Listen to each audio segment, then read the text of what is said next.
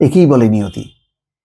যেই শেখ হাসিনার শাসনামলে বহু মানুষ নির্যাতিত হয়েছে, নিপীড়িত হয়েছে, বছরের পর বছর কারাগারে থেকেছে অথবা অন্ধকারে থেকেছে, যাদের হদিশ মেলেনি, অনেকের ঠাঁই হয়েছে আয়না ঘরে, নিরুদ্দেশ গুম খুন, যার কোনো ইয়াত্তা নেই। সেই শেখ হাসিনার বিরুদ্ধে এখন একটার পর একটা মামলা চলছে। আজকেও দুটি মামলা হয়েছে। একটি শিশু হত্যা, র্যাব হেলিকপ্টার থেকে গুলি ছুড়েছে, আরেকজন রিক্সা চালক হত্যা।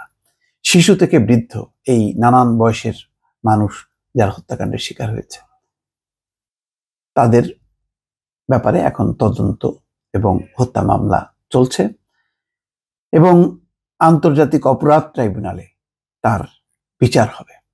ইতিমধ্যে সাড়া দিয়েছে আন্তর্জাতিক সংস্থা, জাতিসংঘের মানবাধিকার commission, Volker Turk, professor Yunus প্রধান উপদেষ্টা তত্ত্বাবধায়ক অন্তর্বর্তী সরকারের, তিনি নিজে ফোন করার সাথে সাথেই ভলকার তুর্ক সাড়া দিয়েছে। প্রফেসর ইউনুসের যেই খ্যাতি, তার যেই প্রভাব, এতেই প্রমাণ হয় যে তিনি নিজে ফোন করার সাথে সাথেই জাতিসংঘ সাড়া দিয়েছে এবং তারা তদন্ত দল বাংলাদেশে পাঠাবে। শেখ হাসিনা এবং তার সহযোগীরা কি বলবে যে এই তদন্ত মিথ্যা হবে? যেহেতু সরকার তার মতন করে করছে, মূল তদন্ত করবে হচ্ছে জাতিসংঘের হাই কমিশন, মানবাধিকার বিষয়ক যে হাই কমিশন, তার অধীনে এই তদন্তটি চলবে। ইতিমধ্যে খবর হচ্ছে 15ই জুলাই থেকে 5ই আগস্ট পর্যন্ত সংগঠিত যত হত্যাকাণ্ড হয়েছে, এইসব হত্যাকাণ্ডের তদন্ত হবে এবং তার বিচার হবে আন্তর্জাতিক অপরাধ ট্রাইব্যুনালে।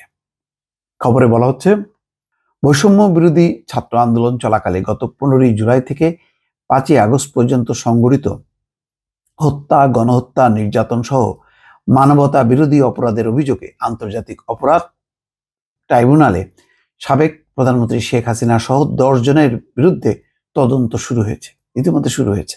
গণহত্যার অভিযোগ আনা নিহত সিয়ামের বাবার আইনজীবী গণমাধ্যমকে বিষয়টি নিশ্চিত করেছেন।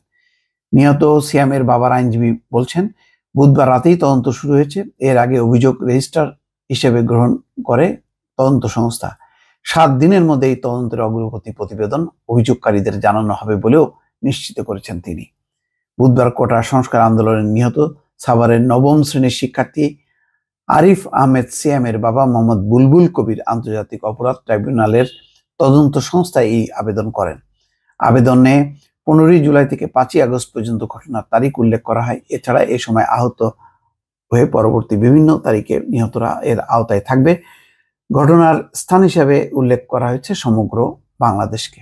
দর্শক, বুঝতেই পারছেন যে একটার পর একটা হত্যা মামলা, এবং কিছুক্ষণ আগে আরেকটি হয়েছে। অটো রিক্সা চালক শাহাবুদ্দিন, 35, সিএনজি অটো রিক্সা চালক, শেরেবাংলা নগর এলাকায় হত্যার অভিযোগে সাবেক প্রধানমন্ত্রী শেখ হাসিনা, আওয়ামী লীগের সাধারণ সম্পাদক ওবায়দুল কাদের সহ 11 জনের বিরুদ্ধে মামলা।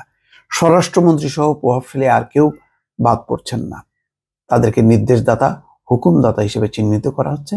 আর একেবারে সরাসরি এই হত্যার সঙ্গে জড়িত হিসেবে আইজিপি, র্যাবের ডিজি, অন্যদেরকে এর আওতায় আনা হচ্ছে। দর্শক, বুঝতেই পারছেন যে কি পরিমাণ একটি আন্তর্জাতিক মানের একটি তদন্ত শুরু হবে এবং এটি প্রত্যাশিত, এবং এর থেকে রেহাই পাওয়ার কোনো উপায় নেই। ফলে এই ট্রাইব্যুনাল যদি হাজির করার নির্দেশ দেয় শেখ হাসিনাকে, তাহলে শেখ হাসিনাকে বাংলাদেশে আসতে হবে এবং এই ট্রাইব্যুনাল তাকে ফেস করতে হবে। দর্শক, ভালো থাকবেন। আল্লাহ হাফেজ।